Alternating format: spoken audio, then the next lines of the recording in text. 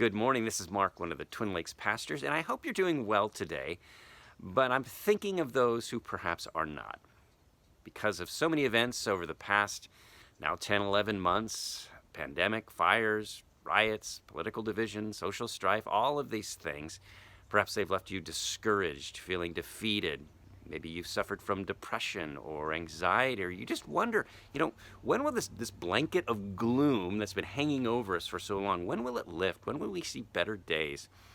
And I want to bring you to an encouraging promise in Isaiah today, chapter 42. This was written for people who were living in exile and had 70 years of gloom hanging over them. But Isaiah promises that a Messiah will come and that he will make things right. And he says in verse 3 of this Messiah, he says that a bruised reed he will not break, and a smoldering wick he will not snuff out. Two very vivid word pictures, a bruised reed. This is my version of the bruised reed right here, but you can see it's so fragile. Its head is bowed down. It's anything but proud. It's just a picture of weakness. And a smoldering wick. And right now, this little tea candle is just barely struggling to stay lit. I mean, it's literally on the verge of going out. You can just see the little tiniest of flames there, a little fragile ember.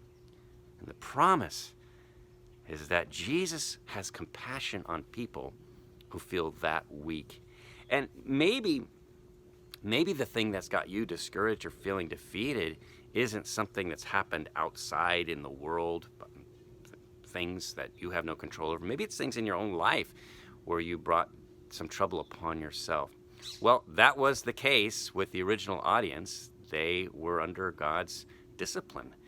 And yet the promise is one of compassion. In fact, Richard Sibbes, one of my heroes who lived over 400 years ago, an English pastor, he said, there is more compassion in Christ than there is sin in us. And of course, you see this in the Gospels. You see this in John 8, when Jesus intervenes on behalf of a woman who's about to be stoned to death because she was caught in adultery. And yet, Jesus asked those who would throw their rocks to examine their own hearts. And of course, none of them were righteous. None of them were perfect. And so they all had to walk away. And Jesus turns to her and says, is there no one else left to condemn you? And she says, no, sir, not one. And so he says, well, neither do I. What a beautiful picture of his compassion. Or in Matthew 12, when he heals a man on the Sabbath, the religious elites kind of get on his case. You violated a rule. You presumably worked on the Sabbath. And again, Jesus turns them around. And right after this, Matthew cites the same passage in Isaiah 42 as if to say, there he is. This is the Messiah right here, the one who has come to bring compassion and mercy and hope and life.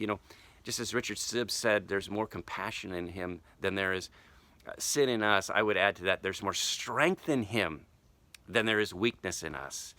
There is more hope in him than there is discouragement in us. There is more whatever you need in him than there is in our very limited resources. And so today I want to encourage you to look to him for your strength, your hope, your grace, whatever it is you need today. Look to Jesus, the one who has compassion on the bruised reeds and the smoldering wicks. Well, I hope you'll join us this weekend for our live stream services, Saturdays at 6, Sunday mornings at 9 and 10:45, or sign up to join us if it's not too late at our in-person gathering at 11. You can go to tlc.org for more information about that. But until then, may God bless you and have a great day.